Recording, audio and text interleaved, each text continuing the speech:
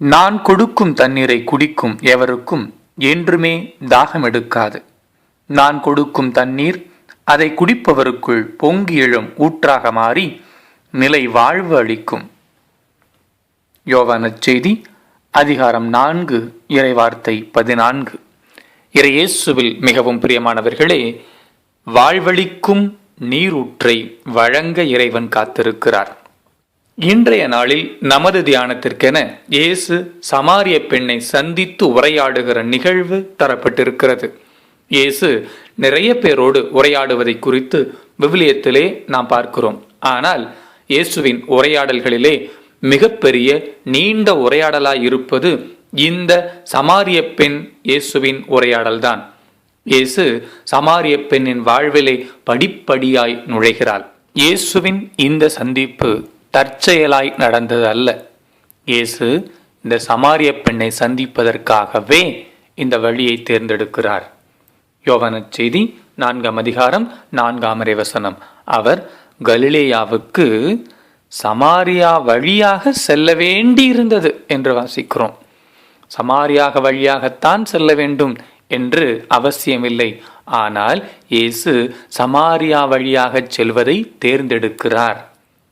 அந்த காலத்திலே யூதர்கள் யோர்தானை கடந்து பெரேயா வழியாக கூட கீழே நாடுகளுக்கு சென்று கொண்டிருந்தார்கள். ஆனால் இயேசு சமாரியா வழியாகத்தான் செல்ல வேண்டும், அதுவும் நண்பகல் வேளையிலே அந்த இடத்திலே இருக்க வேண்டும் என்பதை முன்கூட்டியே தீர்மானித்து வந்திருந்தார்.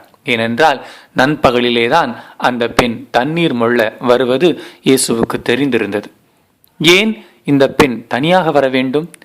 அன்றைய காலகட்டத்திலே தண்ணீர் மொள்ள பெண்கள் வருகிறார்கள் என்றால் ஒரு குழுவாக பேசி சிரித்து கொண்டு வந்து தண்ணீர் மொண்டு செல்வார்கள். அதுவும் காலை வேளையிலேயே வந்து விடுவார்கள். மதிய வேளையில் அதிகமான வெயில் சமயத்திலே வெளியே வந்து கஷ்டப்பட மாட்டார்கள். ஆனால் இந்த பெண் தனியாக வருகிறாள். ஏனென்றால் அவளுக்கு சமுதாயத்திலே நல்ல பெயர் கிடையாது. மற்றவர்கள் முன்னிலையிலே வருகிற பொழுது மற்றவர்களின் கேலி பேச்சுகளுக்கு ஆளாக வேண்டியிருக்கும்.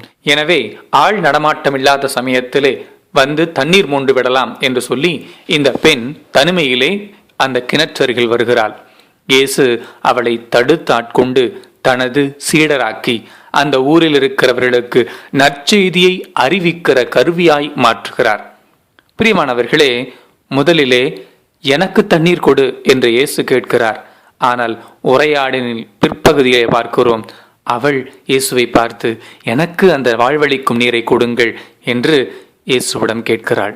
இறை மனித உறவுக்கு எதுவும் தடையாய் இருக்க முடியாது என்பதை இயேசு வலியுறுத்துகிறார். இனமோ மதமோ மொழியோ பாகுபாடுகளோ இறை மனித உறவுக்கு தடையாயிருக்காது. நான் ஒதுங்கிக் கொள்ளுகிறேன் என்று மனிதன் தன்னையே தன் மனதையே பூட்டிக் கொள்ளுவதுதான் தடையாயிருக்கும் என்பதை சுட்டிக்காட்டுகிறார். சமாரியர் யூதர் என்கிற பாகுபாடு அல்ல, நீ இங்கு வழிபடுகிறாய் நான் அங்கு வழிபடுகிறேன் என்கிற மதம் அல்ல. மாறாக இதோ உன்னுடைய மனதிலே நீ பூட்டி வைத்திருக்கிற, இறைவனிடமிருந்து உன்னை விலக்கி வைத்திருக்கிற, இது எனது அந்தரங்கம், இதற்குள்ளே நுழையாதே என்று இறைவனுக்கே தடை போட்டு வைத்திருக்கிற காரியங்கள் தான் நமது மீட்புக்கு தடையாய், மீட்புக்கு மிகப்பெரிய ஒரு தடைக்கல்லாய் இருக்கிறது என்பதை இயேசு சுட்டி காட்டுகிறார். இயேசு இந்த பெண்ணுடைய மகிழ்ச்சிக்கான தேடலை பார்க்கிறார். இதோ இவர் எனக்கு சரியானவராயிருப்பார், இவர் என்னை ஆதரிப்பார், என்னுடைய தேவைகளை சந்திப்பார், என்னை அன்பாய் ஆதரவாய் கவனித்துக் கொள்வார், இவரோடு குடும்பம் நடத்தினால் நான் நன்றாக மகிழ்ச்சியாக இருக்க முடியும் என்று சொல்லி இந்த பெண் ஒருவரை தேர்ந்தெடுக்கிறார். அங்கு தோல்வி, சரி இன்னொருவரை தேர்ந்தெடுக்கலாம் என்று அடுத்தவர் தோல்வி, அடுத்தவர் தோல்வி என்று 5 பேரிடம் தோல்வி. 6வதாக குடும்பம் என்ற உறவிற்குள்ளே ஏன் போக வேண்டும், எல்லாமே தோல்விதான் என்று சொல்லி ஒரு தகாத உறவிலே தான் கண்டடைய வேண்டிய மகிழ்ச்சியை, தான் எதிர்பார்க்கிற அன்பை ஆதரவை தேடிக்கொண்டிருக்கிற அவளது தேடலை இயேசு பார்க்கிறார். இதோ நீ தேடுகிறது இறை அன்பை. உனக்கு இந்த இறைவனின் வரவு, இறைவனின் பிரசன்னம்தான் நிறைவை தரும் என்று சொல்லி அவளது மனதிலே நம்பிக்கை தருகிற வாழ்வளிக்கிற நீரூற்றை பொங்கி எழ வைக்கிறார். தூய ஆவியை நிறைவாய் அவளுக்கு தருகிறார். பிரியமானவர்களே, இதோ முதலிலே இயேசு அவரிடம் கேட்கிறார், உனது கணவர் எங்கே? அந்த பெண் சொல்லுகிறார், எனக்கு கணவர் இல்லையே. அவள் சொல்லுவதிலே ஒரு உண்மை இருக்கிறது, கூட இருப்பவன் கணவன் அல்ல. ஆனால் அதிலே இன்னொரு உண்மை என்ன? என்னுடைய தனிப்பட்ட வாழ்வு, அதற்குள்ளே உனக்கு என்ன? என்னுடைய தனிப்பட்ட வாழ்விற்குள்ளே உனக்கென்ன அக்கறை? என்னுடைய தனிப்பட்ட வாழ்வுக்குள்ளே நுழைய நீ யார் என்று சொல்லி இறைவனையே புறம் தள்ளுகிற ஒரு நிகழ்வு. நாமும் தான் நிறைய வேளைகளிலே இறைவனை புறந்தள்ளி வைக்கிறோம். என்னுடைய தனிப்பட்ட வாழ்விற்குள்ளே நீ யார் நுழைவதற்கு என்று கடவுளுக்கே நாம் தடை போடுகிறோம். கடவுளையே தூர நிறுத்தி வைக்கிறோம். கோவிலுக்குள்ளே வருகிற பொழுது நீயும் நானும் பேசிக்கொள்ளலாம். ஆனால் நான் என்னுடைய தனிப்பட்ட வாழ்விற்குள்ளே சென்று விட்டால் அதற்குள்ளே நான் தான் ராஜா, நான் தான் எல்லாவற்றையும் முடிவு செய்வேன் என்று சொல்லி நாம் வாழ ஆரம்பிக்கிறோம். ஆலயத்திற்குள்ளே பக்திமான்களாய் இருந்தால் மட்டும் போதாது, தனிப்பட்ட வாழ்விலும் இறைவனுக்கு சான்றுகளாய் வாழ வேண்டும் என்பதைத்தான் இன்றைய நாளிலே இறைவன் வலியுறுத்துகிறார். இறைவனை எல்லா இடங்களிலுமே தடை போட்டு வைப்பதை விட அவரை நமக்குள்ளே வர, நம்முடைய வாழ்வின் எல்லா சூழல்களிலும் அவரையே பொறுப்பெடுத்து கொள்ள அனுமதிக்க வேண்டியிருக்கிறது. இப்படி அனுமதிக்காத பொழுதுதான் நாம் குடத்தை எடுத்துக்கொண்டு எங்கெங்கோ நமக்கு நிறைவை தேடி அலைகிறோம். இந்த பெண் குடத்தோடு சென்றால், நிறைவை தேடினாள், அவளது தேவையை தேடினாள்.